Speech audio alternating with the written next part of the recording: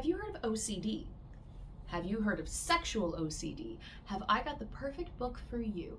Hey there, I'm Dr. Jordan Soper, a board-certified behavioral and cognitive psychologist, as well as a certified sex therapist. And today on Psych Reads, I have an awesome book by Dr. Monnica Williams and Dr. Chad Wetternecker, Sexual Obsessions and Obsessive-Compulsive Disorder, which is a fantastic book that really introduces clinicians as well as individuals to this particular subset or subtype of OCD, sexual OCD. And we are actually going to read through a chapter that is one of my favorites in this book, specifically about sexual functioning with individuals who have sexual OCD. Come on.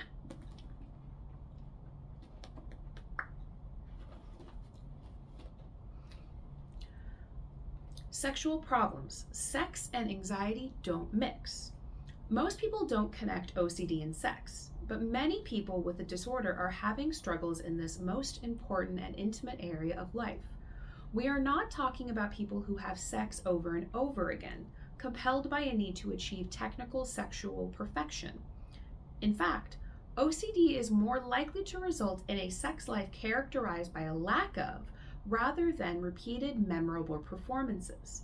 Here are a few ways that OCD can interfere with sexual happiness and drive couples to the brink of frustration. Now, what they're saying with this is not obsessions or out of control sexual behaviors or sex addiction that they're talking about. This is individuals who have OCD or obsessive compulsive disorder and the ways in which those symptoms and that condition impact their sexual functioning and impact their sex lives. This is not people who have sex repeatedly. That may be something different. This is specifically OCD and the effects on a person's sex life by having that condition. Impregnating obsessions. Hi, I have this.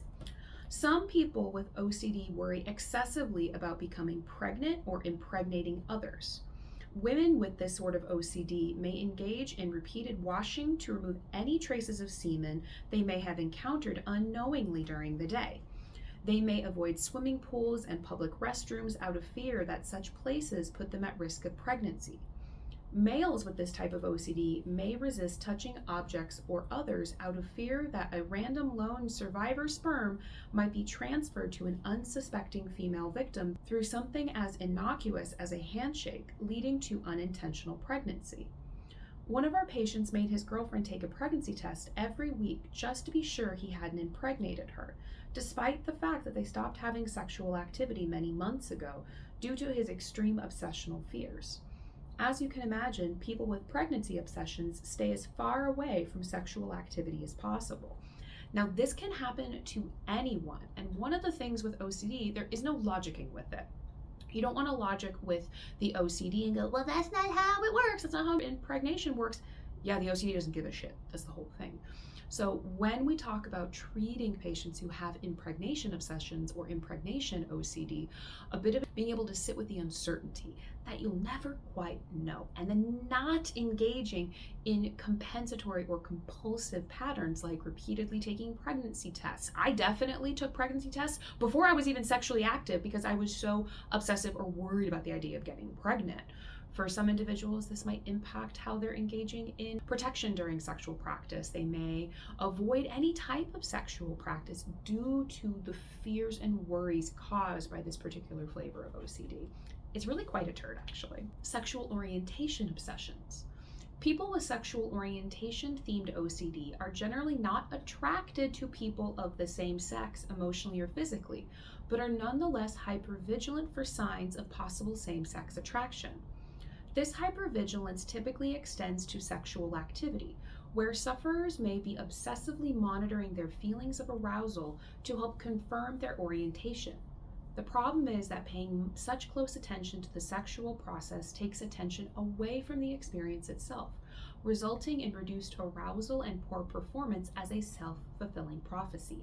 I do a lot of this work because of I am a dual specialist in OCD, anxiety, and sexual functioning, and this happens a bit if we get so distracted or so hyper-focused on different physiological sensations, somatic or like body-focused obsessions, how our bodies are reacting. Are we reacting too much? Are we reacting enough?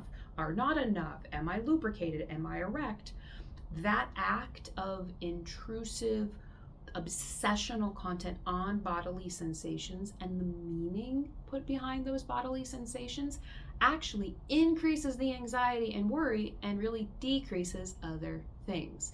It can really be a big impact on functioning because you're spending too much time in our head and paying attention to what's going on in it instead of what's actually happening. Contamination fears.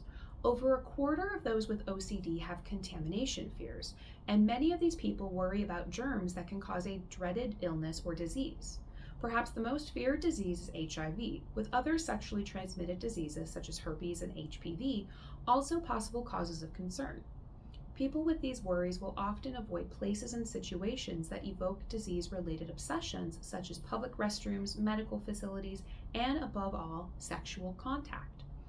These fears are not rational, and OCD patients may have concerns about their partners who are faithful and certified disease-free.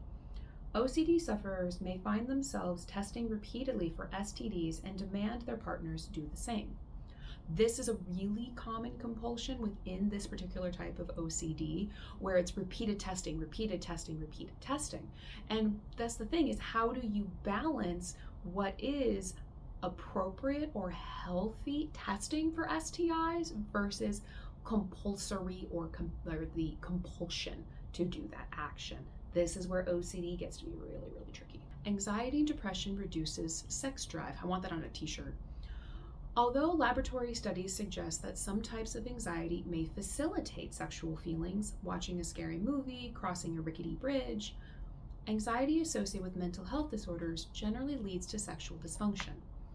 One reason for this is that high levels of anxiety may be associated with mental distractions, such as worries, obsessions, and hypervigilance, that can interfere with sexual responding. People with OCD are generally anxious about any number of things, sexual and non-sexual, and this can reduce sex drive or interfere with being mentally engaged during the sexual experience. Additionally, the reality of having chronic, unwanted thoughts, no matter what the content, is just distressing. Therefore, it is not surprising that over half of those with OCD also struggle with a diagnosable depressive disorder. Depression alone can result in a loss of sexual interest. And then we add in that we often have medications that can decrease depression or decrease anxiety, but then physiologically increase sexual dysfunctions, which then starts to loop over and over and over and over and over.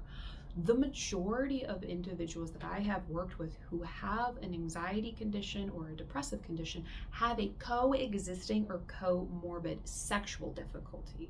Now, that may not mean that they meet criteria for a formal sexual dysfunction, but it sure as fuck is going to impact their fucking. And the reason for that is because of the mind and body connection. You are both entities simultaneously. So that can, mental health, particularly anxiety and depression, can have a huge impact on your sexual identity, your sexual functioning, and your sexual practice. OCD especially is going to have a huge impact. And that's why this book is so good. It really talks so much about the importance of understanding the role of sexual obsessions in OCD, different specific treatment interventions. I really love that particular chapter, talking about just overall the impact of OCD on sexual functioning. So if you have any interest in learning about OCD, you might know someone who has it, you yourself might experience symptoms, or if you are a clinician who wants to learn more, I cannot emphasize this one enough because it really provides thorough information. They also provide awesome resources and references that you can then additionally check out. So if you are interested in sex and OCD, I really highly recommend you check out this awesome book by Dr. Williams and Wetterneck. What are some of the questions that you have? What stands out to you as I read through that particular chapter? Feel free to put those comments or questions down below, and I will see you next week for another episode of Psych Reads.